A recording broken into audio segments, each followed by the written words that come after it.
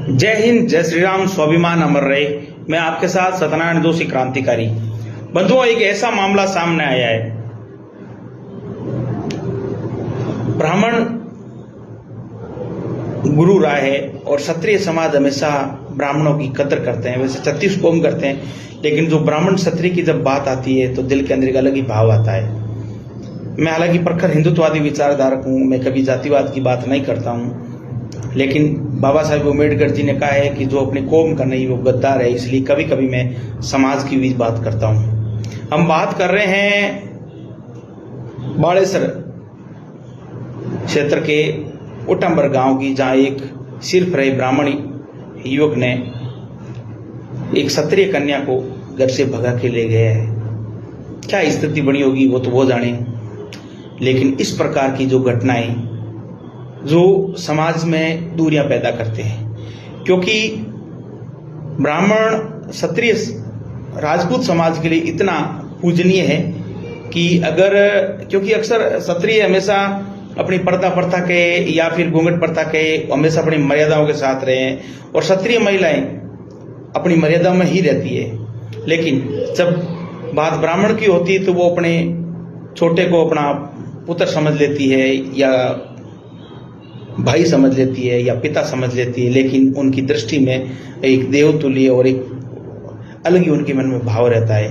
और ब्राह्मण अपने हाथ की रसोई, जो अन्य कहीं जाता है तो बोलता भी हाथ की रसोई करके ही हम भोजन ग्रहण करेंगे, प्रसाद ग्रहण करेंगे, और क्षत्रिय समाज उनको रसोई घर में सीधा एंट्री देते हैं कि भाई आप भोजन अपनी करके बना लो।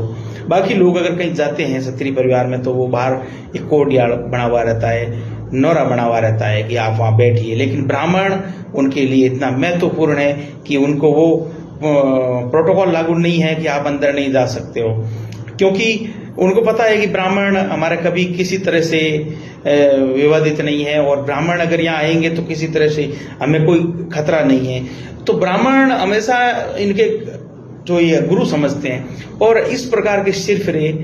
और आपको बता देता हूं, हम ब्राह्मण समाज, आप और हम भले ही आत्मनिर्भर है, कई वकील है तो कुछ पत्रकार है, कुछ राजनीति में है, कुछ बिजनेसमैन है, लेकिन अक्सर हमारे जो पूर्वज या हमारे आज भी कई रिश्तेदार पांडित्य, ज्योतिष, कर्मकांड में निर्भर है, और उनको हर घर में विशेष तवज्जो दिया जाता है। लेकिन इस प्रकार के जो सिरफरे लोग कहीं न कहीं हमारे समाज के लोगों के प्रति दूरियां पैदा करेंगे, और इस प्रकार के सिरफरों की वजह से मैं यकीनन कह रहा हूं आने वाले समय में ब्राह्मणों की गरिमा इतनी गिर जाएगी कि अगर कोई ब्राह्मण किसी ज्योतिष या कर्मकांड में जाएगा तो यजमान की नजर सबसे पहले ब्राह्मण के ऊपर होगी कि इनसे दूर रहना, इनको घर से दूर रखना, कि कहीं इनकी नजर हमारी बहन बेटियों पे तो नहीं है।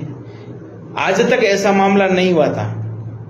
क्यों नहीं हुआ था? कि मर्यादा में रहे। लेकिन अब ऐसे सिर पैदा हो गए जो बड़ा इस प्रकार का जो हृदय विदारक घटनाएं घटित कर रहे हैं। आज उस माँ बाप में, उस क्षत्रिय परिवार में क्या बीती होगी, क्योंकि ये उम्र है, ये इस उम्र में बच्चियों को पता नहीं चलता है और वो घर से निकल जाती है। तो इस प्रकार के जो युवकों को अक्सर हम विरोध करते थे लव जिहाद जैसी घटनाओं का, लेकिन उस प्रकार की घटनाएं तो घटित हो ही रही है, लेकिन अपने ही आपस में इस प्रकार से हो रहे हैं। मैं बता दूं, क्या ब्राह्मण, अगर तेरे अंदर कोई टैलेंट होता तो क्या ब्राह्मणों में लड़कियों की कमी है? मैं उस ब्राह्मण युवक से बात कर रहा हूं कि अगर तेरे अंदर टैलेंट है तो समाज में क्या कन्याओं की कमी है? हमारे समाज की कन्याएं खूब है, पढ़ी लिखी भी है, समझदार भी है। तो आपको ये क्षत्रिय समाज में इस प्रकार की जो घटना करके क्या साबित करना था? मेरा सभी ब्राह्मण समाज के वरिष्ठ पदाधिकारियों से करबद्ध निवेदन है, इस घटना का आप विरोध करें। मेरा कोई निजी दुश्मनी नहीं है, लेकिन मैं मेरे समाज के लिए विरोध कर रहा हूं कि इस प्रकार की घटनाओं की वजह से ब्राह्मण समाज की गरिमा गिरेगी, और इस प्रकार की घटनाओं की वजह से आने वाले टाइम में ब्राह्मण समाज को लोग अपनी अंगुलियों से देखेंगे कि ये ब्राह्मण तो वो है, इनकी नजरों से हमारी बहन बेटियों को सेफ रखना। तो इस प्रकार के लोगों की वजह से हमारा उन लोगों से कोई वास्ता नहीं है, और हम उसकी निंदा करते हैं इस प्रकार की घटनाओं से। मेरा समाज के सभी पदाधिकारियों से निवेदन है कि आप भी इस प्रकार का विरोध प्रकट करें और उस परिवार को ये मेरी आवाज पहुंचाए कि सहर्ष उस परिवार को उस लड़की के घर पहुंचाया जाए, उस लड़की को अपना पिता को सौंपी जाए। जय हिंद, जय श्री राम, स्वाभिमान अमर रहे।